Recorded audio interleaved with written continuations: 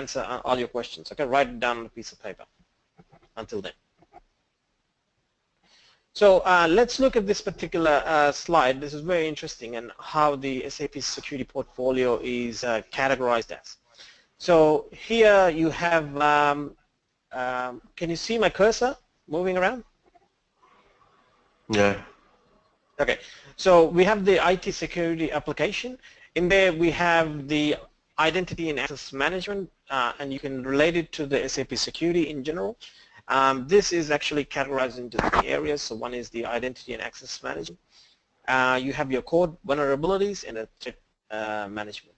You know, these 2 areas we don't really worry about. Okay, we're not concerned about this area. That's more towards the SAP security architects and your security managers, right? So what we are in the space, in the security, SAP security, and also the identity management space is what we're interested in. So all these things, okay? So this box here.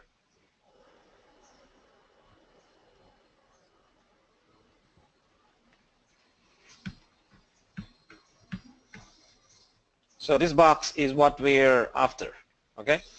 So in here, what we are doing is the identity management is also is subclassified into identity governance and administration, and then authentication and single sign-on. So obviously, setting up access is one thing, and making sure that that access which has been provided is compliant, right? And once we all set up this access, how is the user going to use the systems, and what is the authentication process is another. And Abdul, you would have experience in setting up single sign-on via SSC, yeah. or via portal or something like that. Yeah. We did that. Yeah. Okay. So in terms of the identity governance and administration, we have the managed identity lifecycle, which is basically high to retire process, changing access when people change their positions from, say, one position to another. They might need additional access based on, some new requirements in their role. All right. So we need to manage those identity management lifecycle. And using identity management, we can do that fully automated. Okay. We need to make sure the access granted doesn't have any segregation of duty. Do you guys know what segregation of duties are? I think, Babu, you might have some experience in this area. So, people have access to 2 conflicting transactions that could potentially cause fraud. Okay?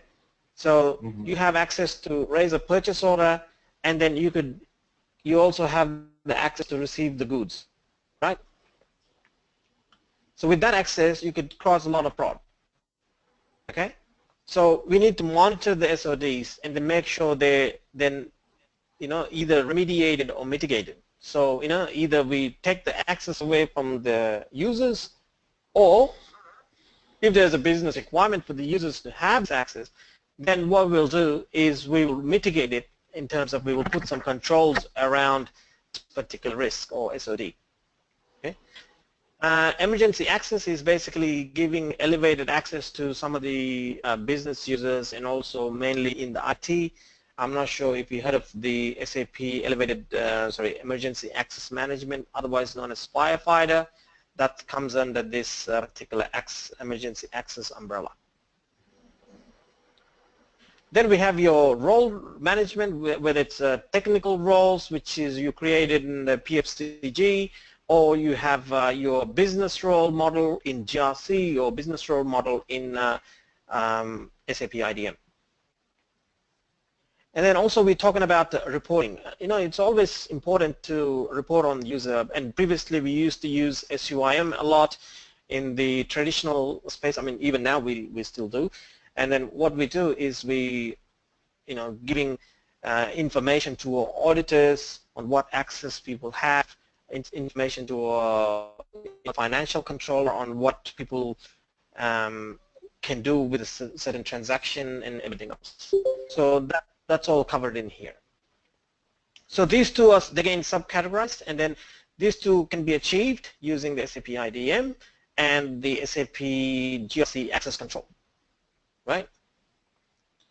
Then we have the single sign-on side of things, secure SNC, and then the central access policy, two-factor authentication, and these are all managed using the SAP single sign-on, NetWeaver single sign-on, NetWeaver SSO. You can actually get that in fairly easily. You can deploy the single sign-on, and you got your SAP Cloud Identity as well.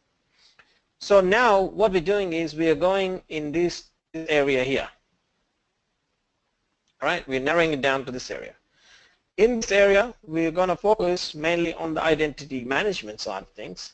We're going to talk about the managing identity lifecycle, and we're going to talk about the integration with IDM GRC. We're not going to talk about the emergency management. We're going to talk about the role management and reporting. Okay. So what are the key capabilities of SAP IDM is what we're going to look at from a holistic approach point of view, right? So basically what SAP IDM does is you can actually provision access to, you know, the right system, the right access to the right system at the right time, okay? And then we're going to go through one of the some of the slides a bit later on, and then you will understand what I'm talking about. Right. And then across all systems and applications, you know, all SAP IDM can provision to all ABAP systems and all SAP Java systems. So there's ABAP stack and the Java stack, and you want users set up in there, SAP IDM can do that. Right? SAP IDM can do setup of users in AD. Right? And there's several other connectors we could use to set up users in those systems. And if you, for whatever reason, if SAP doesn't have the capability in this to administer a certain system, you can actually write a custom connector yourself, provided you have extensive Java experience. You can write a custom connector. Then you have basically consistent with the user's roles and privileges, so all access is managed within SAP IDM, and making sure this access is fully compliant. One, using the execution of the business process, and also secondly, using the SOD check via GRC. So some of the business drivers for IDM, right? So why is IDM so important? You know, why do we need this in our landscape, in the SAP landscape, or in our company? Is some of these some of the you know, advantages of having SAP IDM. Operational costs. You know, I'm not sure about you guys. Traditionally, back in the day when I was working at one of the companies 10 years ago, they were still manually setting up users in SU01, right? So if a user wants access in ECC, you will go to SU01, create, assign all the access, save, okay? And then the same user wants access to basically BW, CRM, Solman, you know, what else, SRM, and several other systems, and also the enterprise portal. And then what you have to do, you have to manually go into every single system and set up the access, right? Then what they did was I say, you know what, this is actually quite labor intensive, let's do something else. Then they brought in CUA. I'm not sure if you guys are familiar with CUA. Right? So CUA is connected to some of these systems, and basically it's an ABAP system as well. It's connected to other ABAP systems, and you pull in all the roles, and then you assign all those roles in one system. So instead of creating users in multiple systems, you're creating users in one system, which will then flow through to the. But you know, you see where it had its own issues where, like, you know, it wouldn't provision access correctly to the underlying systems, etc. And then basically, you know, it wouldn't work very well. So a multiple source of identity data, you know, people are raising, you know, like when you set up these users in various different systems, you know, one system you create the user ID as Bob J, and the other system you create the user ID as J Bob, you know, and the other system you create the user ID as Bob Jane. Okay, so there's same user has multiple different account names. Okay, so that's a big issue from a compliance point of view. So no one knows what it is. So because of this issue, users had multiple accounts in the same system, right? Manual user provisioning I talked about, labor intensive, so a user is being set up multiple times in multiple systems. Obviously it is. And manual user reset, password reset. I'm sure you guys are still manually doing these password resets in your systems if you haven't enabled your single sign-on for all the systems, right? So which should be, in this day and age, we shouldn't process anything manually, right? Transactions involve multiple enterprises. Basically, the thing is, with this particular IDM piece, you have to make sure that this is not just used for your users, but your customers, your vendors, and all those things. You can make sure that this is actually can be integrated with your vendor process, your customer process. And we have worked on a big project recently where we've set up IDM and customized IDM to manage more than 2 million users. Okay, 1.5 to 2 million users, right? So these are not users who work in the company, they're customers of this company, right? So we are setting up access in SC01 for these users, right? So that they can log into the customer portal and then look at their bills and look at their, change their address, change their credit card details, etc., using SAP IDM. All right. One of the big drivers here is basically the inability to deprovision user access of rights upon termination. This is very important because, traditional sense, we are setting up users and then a request comes in from HR and says delete all access, and you delete the AD account and or disable the AD account and then some of the other systems. But are you doing it rightly is question. And then there's several cases where people have been left with their access still intact even after the termination, so that users could actually log in and try to force themselves into the system and potentially cause fraudulent activity. Okay. No complete audit trail available for some of these users on what they're doing and what access they've been granted. I mean, you can tell using SUIM change documents. However, it's not comprehensive from if you had given access in AD, no one can tell you when this user was granted access to a certain group, for example. All right. Prevention of unauthorized access in multiple enterprise environments. So basically, we would work on a business role model in IDM, and then you are granted whatever access which is relevant for your role, right? And then if you need any particular access, you will have to request it on the side, and then it will then get approved, will assign, and then that will be then provisioned to your underlying systems. So let's look at this particular slide. It's very important. You need to know the identity lifecycle. So identity lifecycle is basically a user starts in a position, okay, gets in the position, then when they're going to, they can fill in for someone else, they need some additional access, then they resign, they leave the company. When they get promotion, they get some new access, and the old access is taken away, and when they resign, their access is completely removed. So you need to make sure you understand the hire to retire process. This is hire to retire, so hiring to retiring.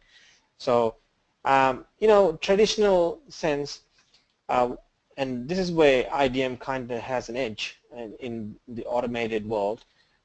Because when a user is set up on the HR side, the company hires this person and they come on board, and what is the first thing you have to do in your job? They have to request for the access, right? And then there's basically the whole process is so convoluted, no one knows the exact process. Because I have experience where I had to basically give access to the users, and then users would come join the company, and what they do is they would fill out some form. So they don't know what to fill out in the form because the form doesn't make sense to them, right? They don't know what access they need to select in the form. So what would they say? They would say, okay, listen, I need the same access as my manager or my colleague, James Smith, right? So basically, then we are chasing up user. James Smith might do a different job than Bob J. Okay, so we are giving incorrect access from the get-go, right? So then what happens is we'll have to fetch the approvals, and this is all taking a month, for example, right? And in this time, what is the user doing? Nothing, right? They're not doing any work because they don't have access. And sometimes what happens is basically this, so by the user not doing any work, the company is losing money, right? You're paying this person not to do anything. So in IDM sense, this is all streamlined. So when a user joins, access is already granted, they can hit the ground running day one. Okay. And then also one more issue here is, they're waiting for a month, they don't have access. What are they doing? They're using someone else's account, right? So the Bob J says, listen, hey, James, can I borrow your account? Because I got my access is not granted. So, oh yeah, no worries, take it, right? So this guy, Bob, is logging as James and then trying to do the work. And then if Bob causes any fraudulent activity, who's in trouble? James is, right? So you got to make sure these sort of things don't happen, because this is all against the compliance. Okay. And new position, you change the position to a new position from this position to go to a new position. So Bob joined as an assistant accountant, then he goes on to accountant, for example. So all his assistant accountant access is removed and the accountant access is granted. Bob says, okay, listen, you know what? I need to be granted to, James is going on leave. I need to grant that access for a month. So what we do is we will give that access for James. Bob, in terms of, okay, if he does some financial reporting, we'll get the financial reporting access. And when Bob gets promoted and then goes into the financial controller role, for example, and all his access is removed, and then he only gets the financial control access. When Bob resigns, all his access is removed and all his accounts are completely deleted. Okay? Or in some companies, they don't like to delete their accounts, they will disable it. Okay? So either or is fine. So how IDM works in a nutshell. So basically you have your identity management system, which is integrated with SAP HCM or SuccessFactors if you're doing a HR integration. Some companies do integrations with other HR systems, like I have seen where they have integrated with PeopleSoft. So PeopleSoft is integrated with IDM, and IDM will then provision the access to the underlying systems, right? IDM in a nutshell is basically central management of identities throughout the system landscape. It's all rule-based, so we are looking for HR triggers, and based on the HR master data, we will put some logic into IDM where it is acting a certain way for a certain user and another user. Okay. So extensive audit trail, logging, and reporting functionality, governance through centralized and auditable identity data, which you can report on. Compliance, you can achieve it through the integration with SAP GRC access control, which has been talking about.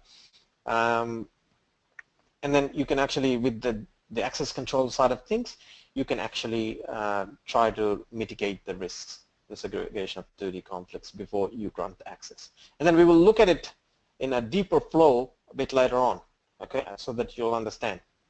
So here you have your SAP IDM, you got your GRC, and then this is provisioning to all the systems, so SAP HCM, HCM, SCM, HCM, ERP, Java, Portal, SuccessFactors. Then in here, the non-SAP systems, you're doing the database, you got your OS like, you can do like Sun systems, you can do provisioning to web apps, and Active Directories, Lotus Nodes, several other systems. And then in this suite, some of the latest technologies are not included, like you can provision to SAP HANA, things like that. All right, so this is how the traditional sense works in the holistic approach. Compliant user lifecycle management in IDM is basically you are onboarding the users here on SuccessFactors or HCM. Then that is integrated with your SAP IDM, right? And once that happens, what happens is there's an integration with GRC where it does the compliance check and makes sure the access the user is getting is compliant, right? If it's not compliant, if there's some risks involved, the manager of the risk say, I'm happy for this risk to be mitigated, then it will come through to IDM, and IDM will then provide the access to the underlying systems. Fairly easy what we've been talking about. Okay, and I got a same diagram, and I will explain that a bit later and how it works. So the role management workflow side of things are very important to know. So what are the roles means, in IDM? So IDM works on a business role concept, So what it is you got your technical roles and you got your business roles. And you guys have worked in the SAP security, you know what a technical role is. A technical role is basically a PFCG role, right? And a business role is similar to a composite role, right? So a composite role has one or more technical roles underneath it in a SAP side of things, right? So, but business role is a little bit more different because it is similar to a composite role in SAP, but this business role, because let me go back a step. A composite role can only hold the privileges from the same system. Okay, so if you have a composite role in the ECC system, it could have all the technical roles which are part of that from the same system, right? So if you got a composite role A, B, C, and then you got all these sub roles which are under the composite roles.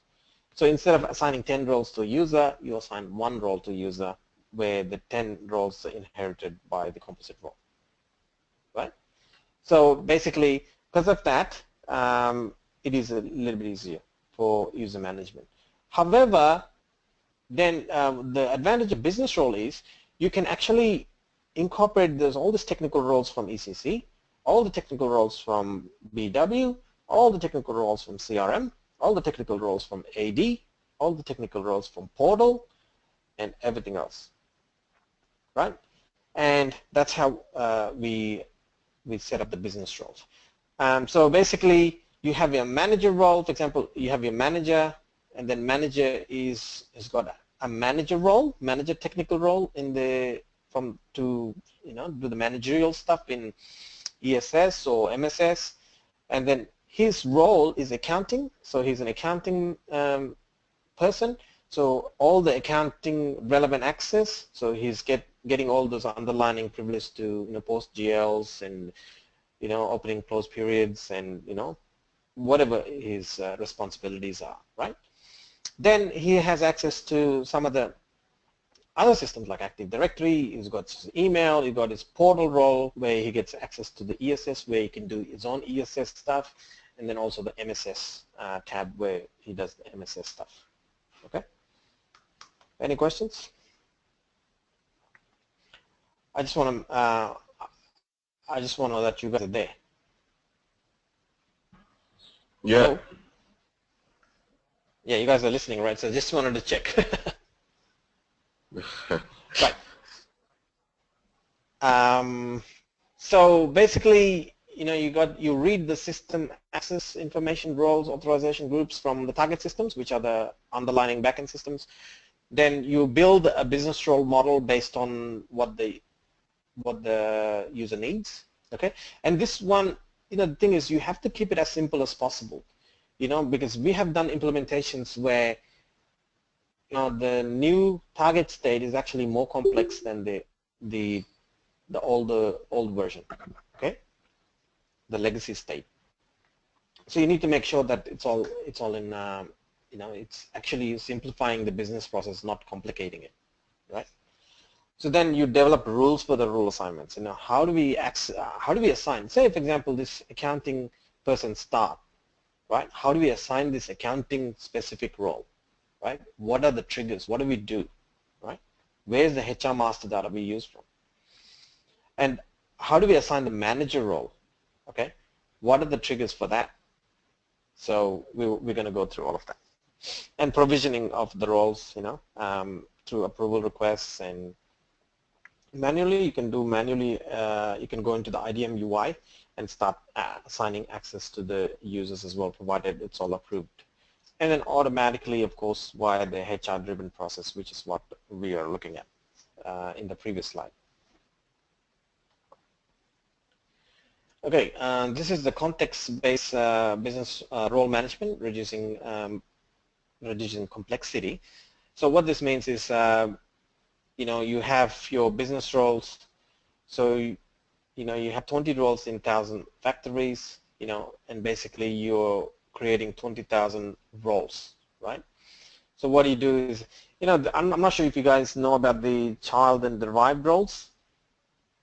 Yeah, so it's similar to that. So this is mainly for the plant-related roles. So a company has several different locations where they operate on the different org levels, and then we have to only grant access to those particular roles for those employees working on various different plants. And then we have to make sure we build a business roles based on that particular area. Okay, so if a user is working in Perth, we give access to the Perth relevant access. If the work uses Sydney, if the worker is working in Sydney, we give Sydney relevant access. Okay. So there is a workflow aspect in SAP IDM as well. So how it works is, so a user, we can actually enable this where user can actually request the access, goes into the processing where it fetches the approval from the approver or a role approver. Once the role is approved, then the provisioning kicks in and assigns the access to the underlying systems. Okay, and then sends a notification to the user saying your request is being completed. So business-driven identity management.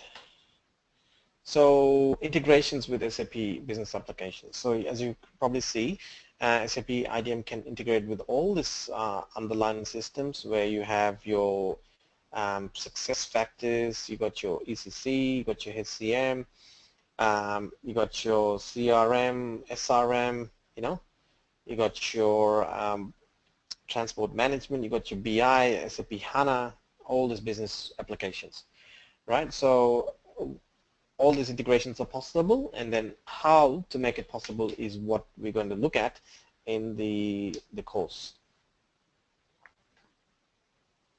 So you got your business process identity management onboarding. So this is basically, we have talked about this in one of the previous slides, but we will cover it again.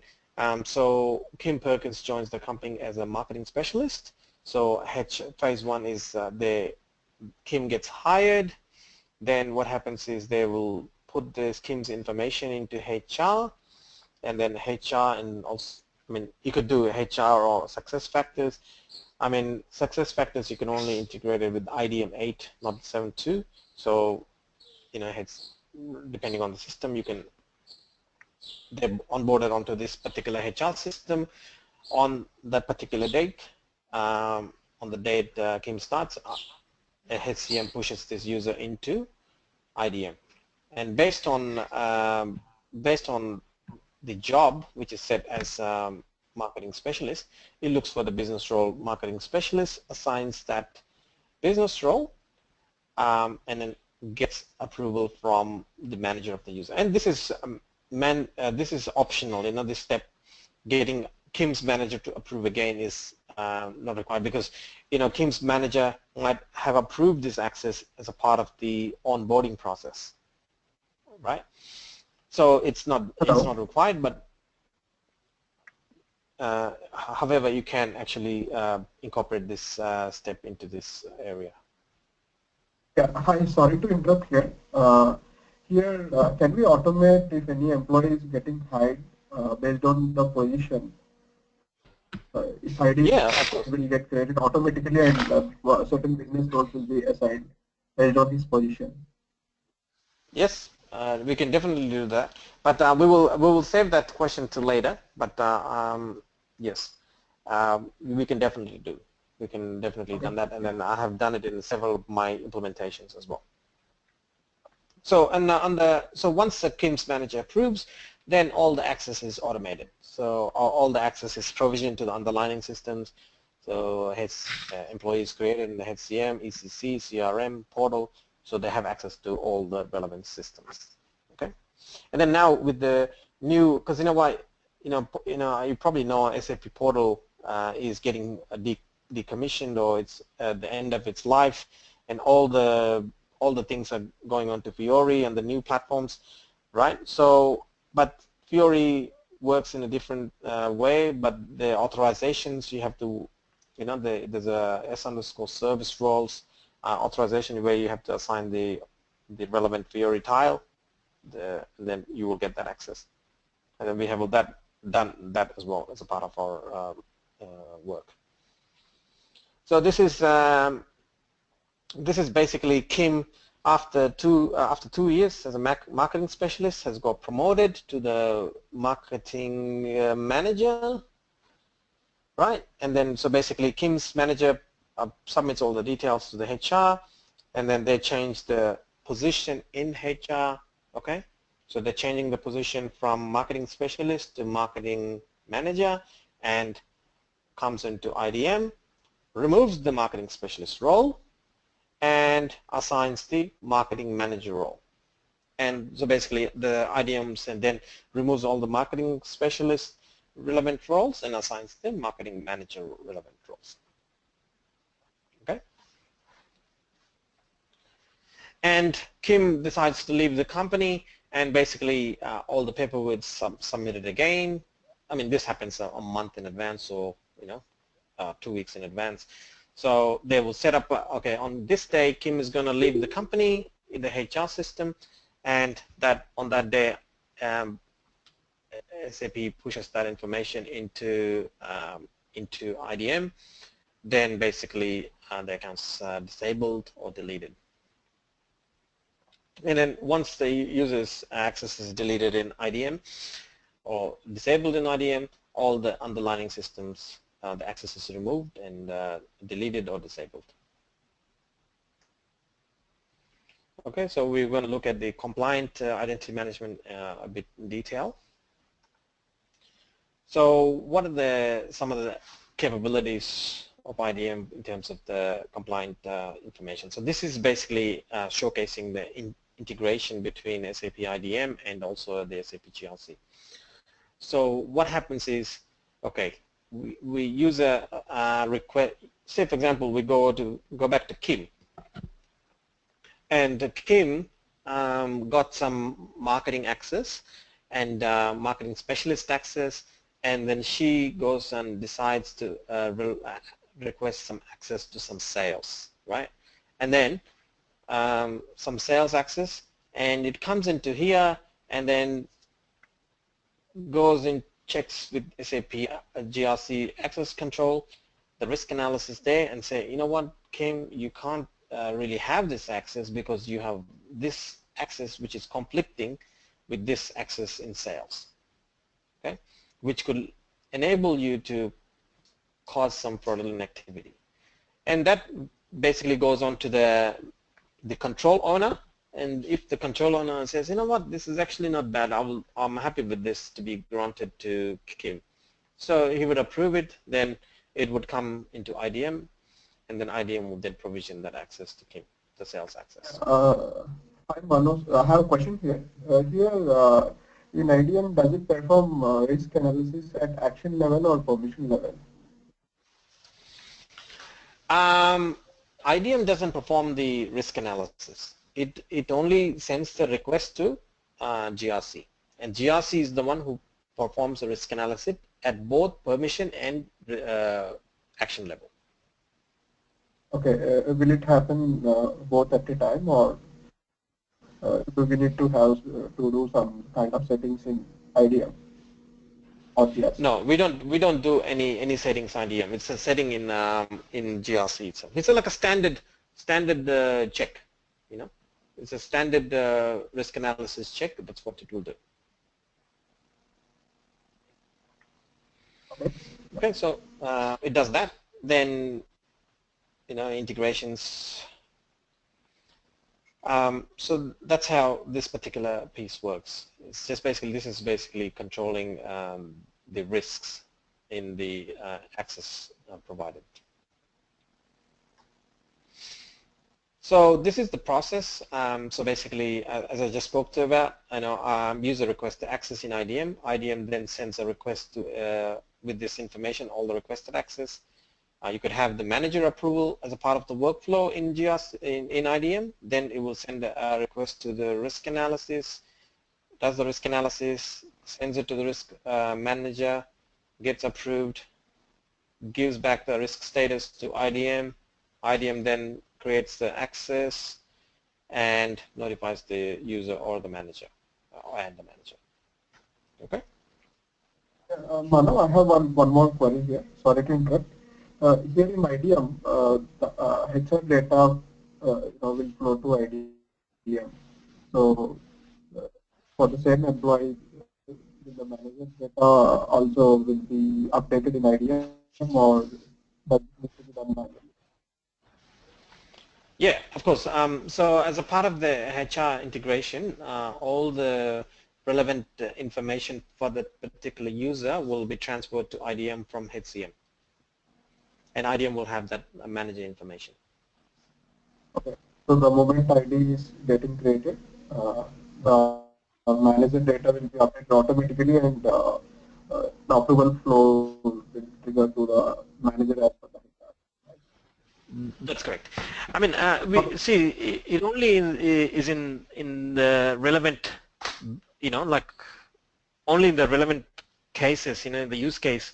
If the use case has, you know, okay, listen, we need to get approval like this. Like I have implemented some solutions where there's no manager approval. Manager is approved the access even before getting to the IDM. Okay, so there's no approval again. But some company says, you know what, we want the manager to approve this access again to satisfy the internal control or internal audit, you know, or the ITGC within the company, etc. So it all depends. But like from a HCM point of view, there shouldn't be any approvals. But however, if the user is requesting access after HCM, so for example, as I said, Kim was assigned the marketing specialist access, and she needed the sales access. And here, imagine Kim going here, then applying for the sales access. Then you would need manager approval, and that's where the manager approval comes in place. Okay, because which is compliant. Yeah, I agree. The moment Kim is hired in HR, so he should have some default access like AD or portal, or maybe some default business. That's correct. Yes. So for in that case, as per HR master data, manager yes. data. So once IDM. That's correct. And every time the user's HR master data is changing, IDM is getting synced with that particular information. So if the manager of this employee Kim changes, it will get reflected here as well. Okay. And how about for contractual employees? Is it the same scenario? It all Because depends on, it all depends on how they're set up on the HR side of things. Sometimes they might not have a manager. They might report to one manager, and then we will have to cater for that particular solution. So if in our workflow, if the user doesn't have a manager, then we would have some other fallback where people forward the approval to someone else, to check, etc. okay, it can be automated for both the employee data resides in HR master and also out of HR master. Yep. Yep. Okay, that's great. Okay, so this is basically a new hire form, calculates entitlements based on the position, does the compliance check, remediation, etc., approves assignments, and assigns to the thing. This is basically the GRC integration which I talked about. Okay, previously, and then also in the beginning of the presentation.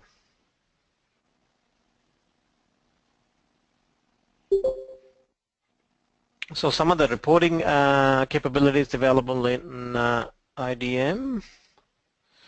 So you have some reports you can generate within IDM. You can create queries at the database level. Okay, and then basically this is the most followed practice. So basically, as IDM administrators, you get access to the database, and then you're writing queries in the database to report on the users. Okay, and you need to make sure that you're using some no lock and things like that, so that you're not locking users by running these queries. And you need to make sure that you don't run extensive queries, so that you crash the database and the application doesn't have connectivity with the database. You can also have some extended reporting with the business warehouse, so you have to integrate business warehouse as well with IDM. You can do some integration there, and then all the data is extracted from IDM to BW, and then you can get the BW developers to do the customization reports there, put that information in business objects, and whatever you feel like in terms of the reporting, right? So your identity head would want certain reports on how many users there are in the environment, etc. And then with the latest, some of the latest tools SAP is offering with the SAP Lumira, you can actually do some reporting using IDM as well. Okay, so you can do you can connect to the SAP IDM database, similar to what we're doing here. So we do the same in here, and then we pull in all the information, then we start reporting on them. So some of the basic reporting, a determination of the system access, what access the user has, a particular user, what privileges, what technical roles they have, things like that, who approved what request, and then you can build, like that, all this into SQL, and also you can actually use, one of the companies I work for, basically they have customized reporting by doing PHP and also PHP SQL. So they had actually written custom reports, so which reports on the users. Okay, and then you can do some general logs of things, audit logs, etc. And this is the business warehouse, extended reporting of business warehouse. So you have your templates available, BW templates, where you can report on the users, their roles, and their underlying privileges. And then you can do that. To be honest, we we only had one client do this so far. So we have had several implementations, more than 12 implementations we've done in IDM. Only one client is using the BW reporting. Okay, because as you know, BW is not real time. You know, it's only whenever the extract comes to BW from IDM is that point. Like similar to ECC, it's a day-old data, right? And then you can do the BEX reports and AF4 reports. You can do some what is it? Some business objects as well with this. With the Lumira, you can do some funky graphically rich reports, basically by doing various different, you know, selecting various different filters and things like that in here. Any of you guys using Lumira or? No. Okay. No. Okay, so this is quite easy. I mean, like, you know, Abdul, you should have no problem in setting this up and, you know, start reporting on this. You know, if you have a license for Lumira. So is it like business objects or a different module? Yeah, it's a very easy desktop tool. So you don't need a server, nothing. You just download this onto your desktop. It's mainly focused at the business users, targeted at business users, where they can log in and then connect to the BW, you know, reports, and then report further on them. You know, with okay, they can choose kind of reporting tool like web application designer or business object. Yeah. That's correct. Okay, and if we don't have BI, so can we link this direct to like Fury and view the reports in graphical form? Yeah, you can do that. And we'll look at it a bit later. But Fiori, Okay. I don't know why you would use Fiori to report. You know. No, it's not a, I mean, because the screens appears as according to my customization or my requirements. So I do the customization and a screen appears in a kind of graphical view. It's not actual graphical, but still there will be the view seems to Yeah. be. Yeah, you can definitely do it. I mean, it all depends on whether you want to use data directly from IDM or you want to save it somewhere else and use it. You know, so So multiple. directly to access the data from IDM and see the way what we. Yes, correct. Yeah, but you can't use the Lumira data in Fiori then. You know, so you have to use the direct data from IDM. Okay, yep, that's fine. So I'll not Okay, go for any BW stuff. Yeah. So I directly Right. So. Lumira. Yeah. So. Okay. So then we have the password management side of things. So user loses their password, so forgets their passwords. Then basically they will go into a link, forgot my passwords, answer some secret questions, and that will, and then once they answer those secret questions correctly, they can set a new password, which will be set in IDM, and which is then provisioned to the underlying systems. Okay, all underlying systems there. And this should be the standard practice. So they reset not just one password, but all systems. Because sometimes they say, you know what, I forgot my BW password. Then you reset the BW password, which is out of sync with their ERP password. So, you know, it's then they got different passwords for different. So with this, they have to update all passwords. IDM will update all passwords. Okay, this is very important. I want to reset my, sorry here, Yeah. I have a question. Yeah, go for it. Yeah. If I want to reset my password only in one system, so can we do it or IDM will reset for all at a time?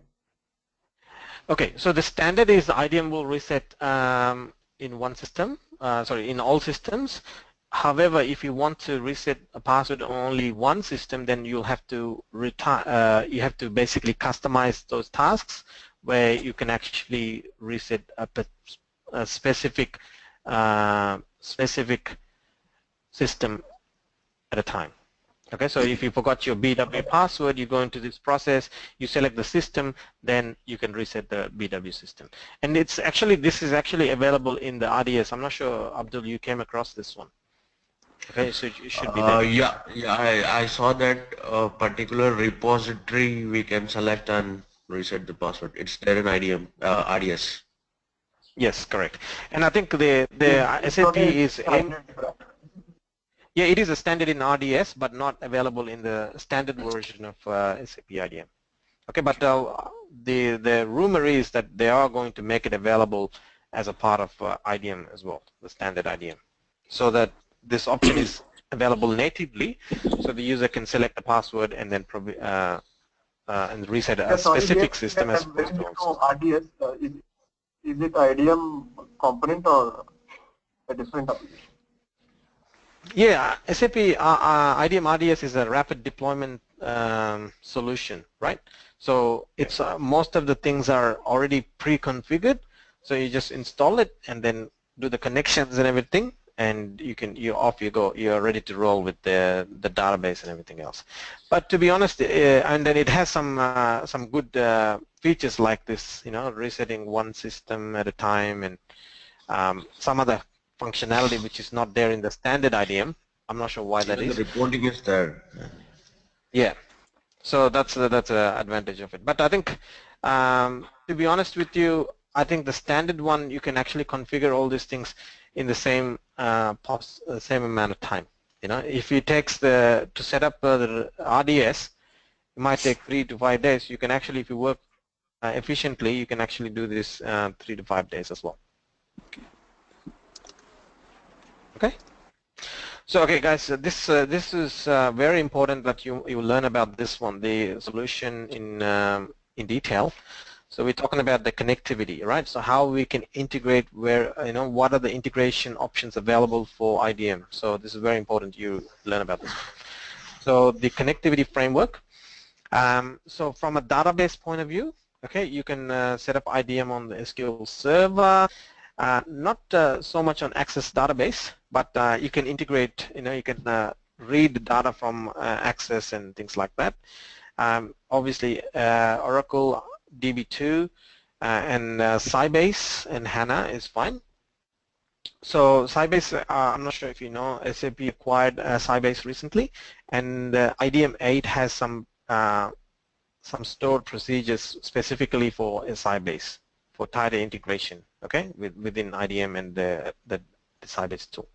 So, you know, if you're considering, you know, any new implementations, you know, considering Sybase as a database, you know, consider it and see what are the advantages of disadvantages, you know, what are the license costs and Manav, IDM 8 has got a lot of changes when compared to 7.2, right? Yeah, I mean, like, they have changed the whole thing, and then we'll go through that as we go along in the course. Yes, it definitely has a lot more changes. It has a lot more control. Basically, you know, if you go into 7.2 and then you change some configuration, no one knows who did it, right? Yeah. And IDM 8 is all tracked, you know, and then if, you know, with the IDM 7.2, you have an application server, and the management console is in the application server. Right? Yeah, so, correct. But we have this Eclipse and 8, I guess. Yeah. So with the 7.2, only people who can access the management console would be the people who can access the application server, right? So with the 8, you can, whoever has Eclipse can, multiple people can log into this application console. So that's some of those good advantages there, and then I think they improved the provisioning framework and how the whole IDM hangs together. Okay. Yeah. So that's the database side of things. Some of the other things is the on-prem and cloud solutions. So obviously IDM provisions to the SAP Business Suite. So all your SAP systems, ABAP and Java systems, success factors. You got your SAP GRC integration. It provisions to the SAP, not SAP, Lotus Notes and things like that. It sets up your Exchange accounts, RSA Claitas and Secure ID. So you can set all this up. From a technical integration point of view, these are all the possible things. Okay, so this is very important that you know all these things. So you got your SPML integration with IDM, LDAP integration, JDBC, ODBC, OLEDB, RFC, and then you got your files, LDIF, XML, and CSV. One of the biggest things which is not here is the REST API and the OData services. So you can actually integrate IDM with the REST API as well. So we have done this as well. So where we have actually integrated with another system where that system is sending information. So I'm not sure if you guys heard of ServiceNow. ServiceNow, have you guys heard? That's correct. So the user would request access in ServiceNow, then it will go through the approval process within ServiceNow, right? And once it's approved, ServiceNow will then send a request to a REST API request to IDM, and IDM will assign that access to the user, will provision that access to the underlying systems. Okay. Then you have your basically, some of the other things. You can write a custom Java adapter, which I showed you about. Script-based API. This can be